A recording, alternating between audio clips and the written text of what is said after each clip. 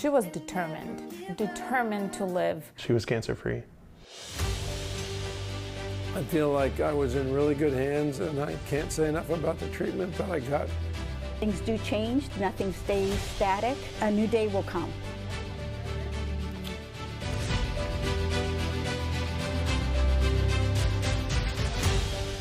Welcome to Hope is Here. I'm Carla Hill. 5 decades ago, Lawrence Monk Terry was at the top of his game. In 1972, he had won a silver medal with the U.S. rowing team at the 1972 Summer Olympics in Munich, Germany. His position on the team was an important one. He served as the stroke.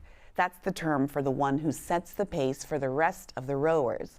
Since then, his life has been rowing along merrily, but just recently, he was a fit and active retiree who was enjoying his golden years. Yet, it was on an April day after Monk was doing housework and decided it was time to come inside that his life would take a pause. What happened next would give a whole new meaning to his revered rowing position, the stroke. My name is Monk Terry. Lawrence is my real name, but Monk is what I've been called for a long, long time. I grew up in Concord, Massachusetts, and I grew up at a school, a boarding school, since my father was the headmaster there. So, of course, that's where I went. That's where I really started rowing, although my father had taught me to row when I was younger than that. So in 1972, I was fortunate enough to make the Olympic 8, and I was the stroke of that 8, which is the guy in the stern that sets the pace. New Zealand coming up, and New Zealand have won the gold medal in the 8s. On the far side, United States is second, and East Germany is third. I've been healthy, so yeah, not expecting that at all. Well, it was a normal morning, you know, making coffee for Kitty and lining up to-dos. So on that day, I decided to take some mold off of a wall out front here. That day was like 100 degrees. It was really hot. I don't know why, but I mean, I guess it's because we're in Miami, right? Anyway, so I did that, and then I think I had a little lunch and went into my study to do paperwork or whatever, and I don't remember exactly what I was doing. I think I leaned down to get a pencil or something that I had dropped. So I remember being on the floor, stretching my back, but also thinking, this isn't quite feeling right. I came in, and he was sitting on the floor of his study, and I said, "What are you doing?" And I said, "Oh, I'm just stretching. My back is hurting me." She said, "I don't think you're right." And I said, "No, I'm fine." You know, and by this time I could feel my left side I was not speaking correctly. And then I realized that he couldn't move his left arm. He was trying to move it. And so then I said, "I think you've had a stroke. I'm going to call 911. And I said, no, not yet. I'm fine. I'll be fine." Which typical male response, of course. And so then, of course, later I found out that she had already called them. And by that time, I could already hear the sirens. They were here in like 2 minutes. I went out and met the guys, and they figured out how to get him out very, very fast. So whenever you have stroke-like symptoms, it's critical to come to the hospital as soon as possible. And one of the things that has really made that possible with the Baptist system is our telemedicine network. We have worked with emergency medical technologists that pick up the patient at the scene, and they're able to communicate with the physician directly, and so that they can assess how the patient is doing and determine exactly what treatments they'll need. Well, it's awesome. I mean, to be engaged at that point was impressive and made me feel, wherever my brain was, whatever it was doing, feel very assured that I was in good hands.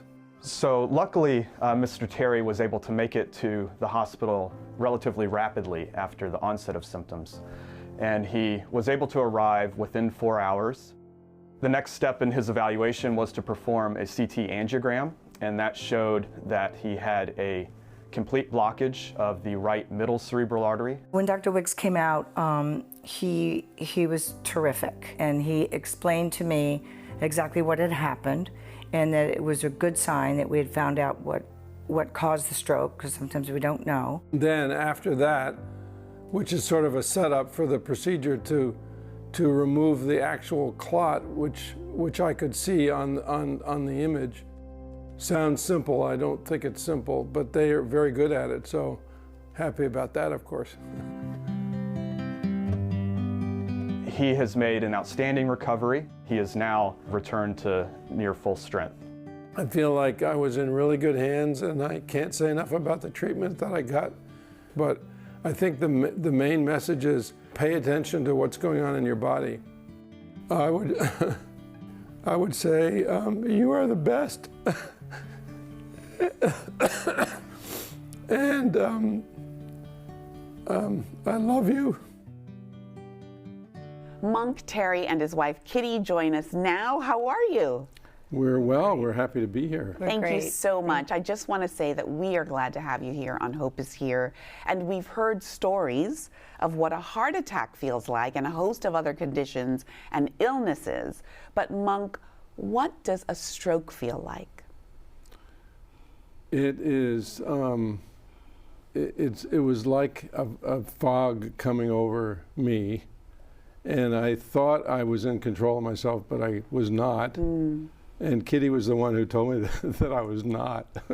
Thank goodness for that. Yes. Thank goodness for that. And Kitty, your husband, he said, I'll be fine. But you made a phone call that saved his life. How did you know to make that call? I think it was instinct for me. I'd always heard about 911. I'd always known that this was something that you should quickly think about. Is this a time to call or not to call? And I'm used to him saying I'm perfectly fine, because he's used to pain, he's used to all that competition. And so I just figured, I'm kind of a crisis-oriented person anyway in my career, not in medicine. But I just thought, I'm going to go make the call. And I actually left the room and went and made the call. Oh my goodness. Yeah. Wow. I'm sure it took a lot, because we have, as spouses, as partners, we have this gut instinct when we know it's not really, oh, I'm fine, right? What were those symptoms that you found out after all that it turned out that it was a good thing that Kitty made that call? I remember feeling like back pain, but I could not. I was on the floor and I could not get up. And I thought, oh, I just have a weak left arm or something, but it didn't occur to me that what was really happening.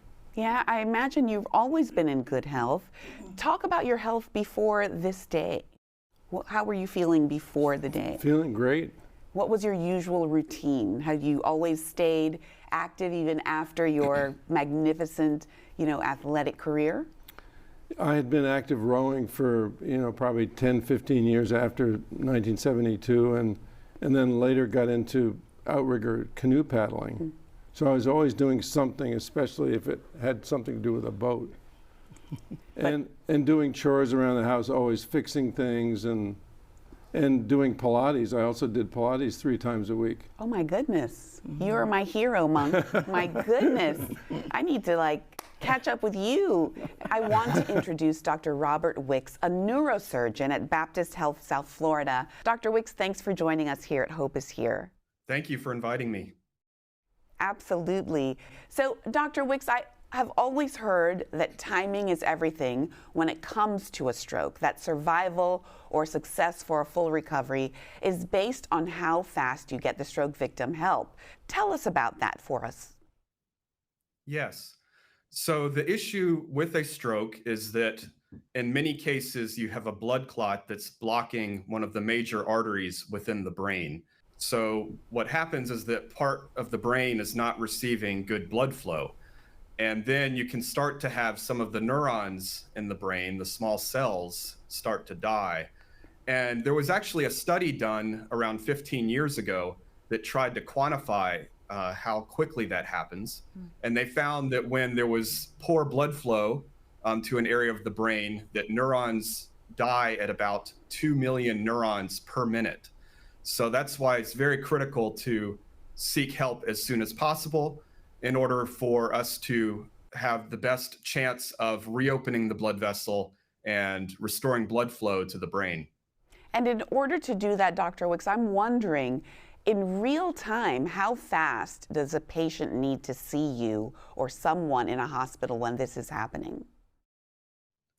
Right. So a patient needs to seek help as soon as possible, and we try to intervene as soon as possible as well. There are some time limits for some specific points. One of those is that there is a medication that can be given that can open the blood vessels and break up blood clots. And that medication needs to be given within 4.5 hours of the stroke onset. So while you want to seek care as soon as possible, there's also a limit to when you can give that medication. Alternatively, as far as opening the blood vessels, we also have some specific time limits that we really need to do that as soon as possible as well.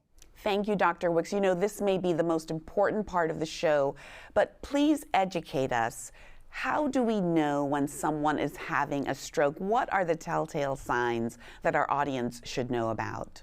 Yes, so there's an acronym that you can try to remember called B FAST. So that's B is for balance. So if your friend or family member is having sudden onset imbalance and unable to walk. E is for eye movements. So if they start to complain of double vision or they are having some loss of vision in their eyes. F is for face. If you notice that they are having facial weakness or they are having any drooling.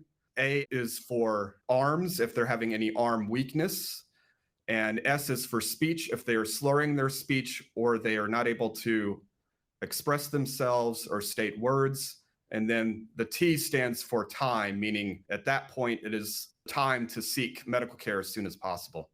That's a great acronym to remember. Monk, I wonder, how were you? Do you remember anything when you were in that ambulance? I remember the camera at the back of the truck, and I don't remember if it was Dr. Wicks I was talking to or not, but I remember having a conversation, which presumably gave them some information about my condition. But that was pretty interesting. I bet. I didn't know that the technology was so much that you could be in the ambulance, and if the doctors, if the paramedics are afraid that you're having a stroke, they can keep challenging you and talking to you and watching those symptoms. That's amazing. Dr. Wicks, we were just talking about the timing and the importance to treat the patient immediately after the stroke. Baptist has a state-of-the-art telestroke service inside the Coral Gables Fire Rescue Vehicle that I just learned about. Why is that life-saving? I mean, wouldn't the paramedics be able to identify a stroke and start administering the proper treatment immediately? Right. What's important is for the patient to have an initial evaluation as well by a neurologist. And I believe that's, who was evaluating Mr. Monk at the time. And one of the decisions is, is this a stroke that would benefit from, delivery of one of those clot busting medications that would open the arteries, or is this a different form of stroke? So there's really two different types of strokes. One where you have bleeding in the brain, and then another where you can have, blockage of blood flow to the brain. And so it's important to try to differentiate that. So the EMS are able to do a lot of the initial assessments, but it's also important to start the process early of getting a more in-depth neurologic exam, and then also determining what the best course of action is. Thank you for that. I want to go back to Kitty. You and your husband have been married. We were talking, 50 years, 50 plus? 53. 53 so far. 53 so far. Don't get into any trouble. 53 so far, but in all seriousness, you married this very athletic gentleman. You're seeing him in agony on the floor. Did you even suspect a stroke? every time someone asks me that, yes, I think that I did intuitively. I just knew the most important thing was he was not okay. And to me, it's so different. He was so different. Why not call 911? I don't know for sure if it's a stroke. But I think that's really important, and that's what I've been telling people. I said, just call. Yeah. There's no problem if he's not having a stroke. And I think it was intuitive to call because I knew that I didn't know what was going on. But I think I did say to you, babe, I think you're having a stroke. No. I said, so I'm going to call 911 anyway.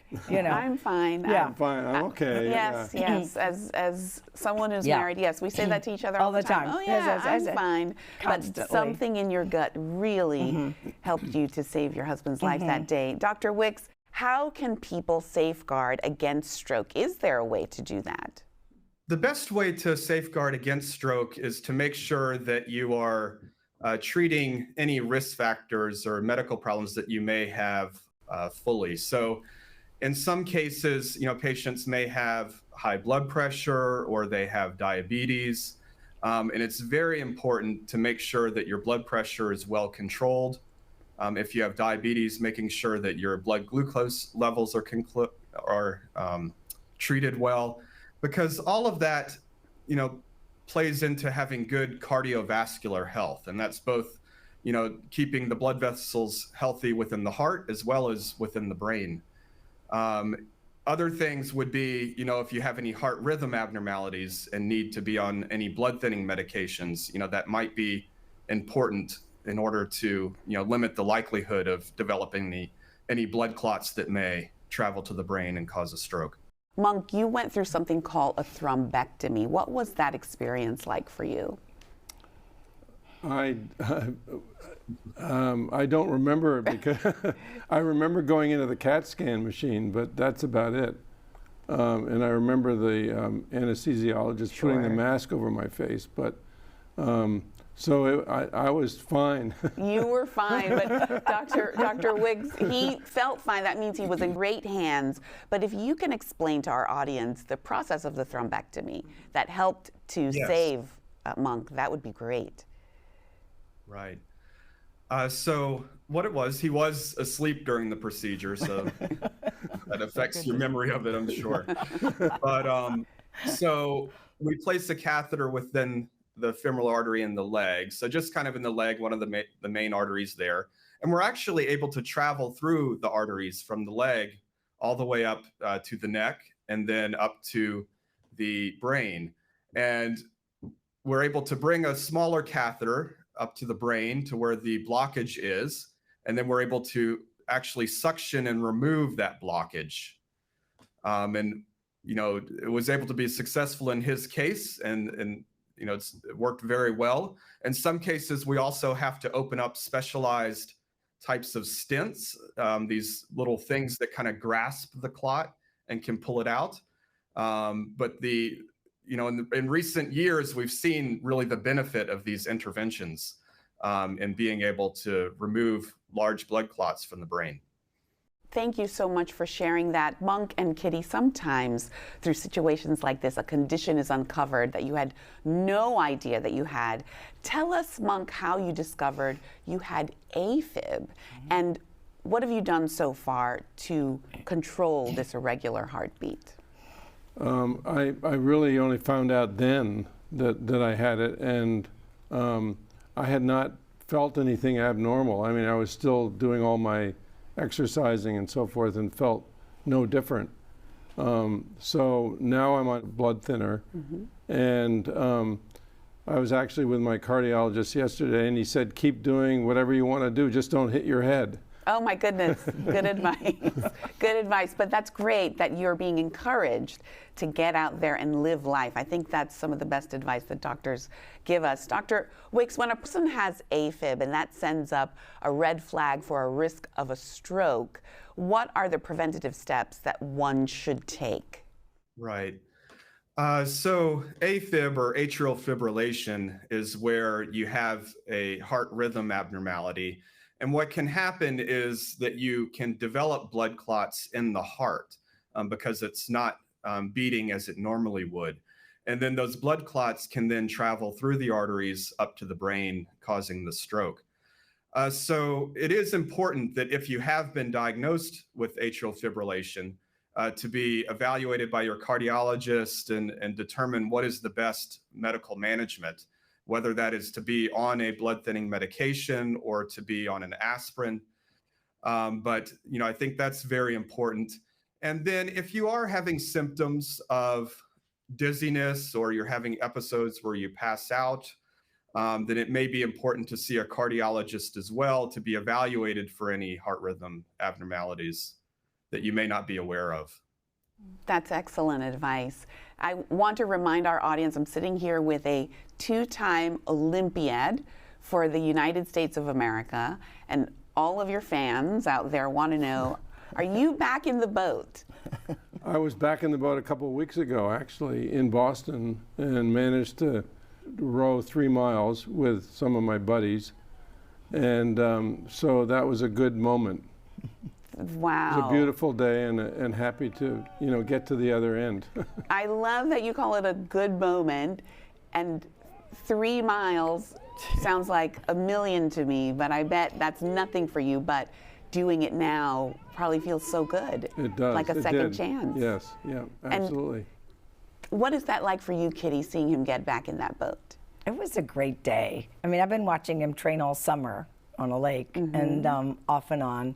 And most of the family was there, and a lot of his Olympic boatmates from '72 were there. So that was his former coxswains and people like that. And our daughter and grandchildren, everybody was just very excited about it. And it was just thrilling, It was a beautiful day and a beautiful moment. It was. I'm sure. Yeah. I'm sure. Situations like these, especially when you didn't see them coming, they change your perspective. So how would you say that this health experience has changed both of you, if in any way? Well, the things that I think about, it's changed the way I move, because in the beginning I had trouble on my left side because the clot was on the right side of my brain. So I think about moving, which is important as you get older, how you walk and how worrying about steps and going around corners and not moving too fast and not climbing on ladders. Well, and the other thing is I've become much more emotional than I was. I can't explain that, but it seems to have happened. Your gratitude just really shines through. I enjoyed so much the research of your story because it's such a beautiful thing when we can come out on the other side. Yes. Indeed. Kitty, how has this changed you and your relationship with your husband? I mean, it's been 53 years, but what has this experience done for you in terms of how you look at Monk? It's every moment you're grateful, I have to say. But at the very beginning, I have to also say I was very hypervigilant and, annoying him quite a bit, I think, just to be careful. And when he would get out the ladder, I'm like, remember, we don't do ladders, and we haven't done ladders for 10 years. But I mean, you do really look at life completely differently. And it's sort of a hackneyed phrase, but it is really true. It took us a while to realize, and maybe about 3 or 4 weeks, what we had been through, because it was a traumatic event. So I work in trauma myself, so I know that we were both traumatized, and so it made it even more emotional. And I think when it hits him, he gets very emotional, I wanted to say, I'm thinking about the ambulance and the ability for people to monitor you while you were in there. That technology, Monk, how do you feel about not just Kitty's response, but the response of everyone that came to your aid? What does that make you feel? It makes me feel so grateful, as you were saying. And I actually yesterday reached out to the Carl Gables EMTs. I have not met them, but I'm going to find them because they were the first, first responders, and they were amazing. I mean, it was incredible. It's incredible what human beings are able to do, the way that they're able to train. I mean, they knew exactly what to do. Yeah. And they said, we're going to Baptist. Yeah. And Kitty said, okay. Yeah. And you couldn't be there saying, no, I'm fine. No, right. Thank goodness No, there were other they hauled people. me out of the house and threw me in the truck. Well, they didn't throw me in the truck, but you know. No, I got you. I got you. I mean, we're here smiling and laughing about this, but thank goodness that we're able to do that. As you mentioned, Kitty, this was a traumatic experience for both of you, but we are able to show our audience that with all of the technology that is available, with people like Dr. Wicks, we certainly can come out grateful on the other side. You certainly are here, you know, timing is everything. And also having a partner who knows when to make an important phone call is so important. Your story is indeed a hopeful one, and I want to thank you all for being here today and sharing your story. And Dr. Wicks, thank you for letting our audience know that, you know, it can be a hopeful situation if you get the help in time and watch out for those signs. Right. I mean, he's made an amazing recovery, and you know, it's really been an honor and a blessing to be able to participate in his care. Well, thank you, Thank Dr. Wicks. you. We think about you every day, so thank you, Dr. Wicks.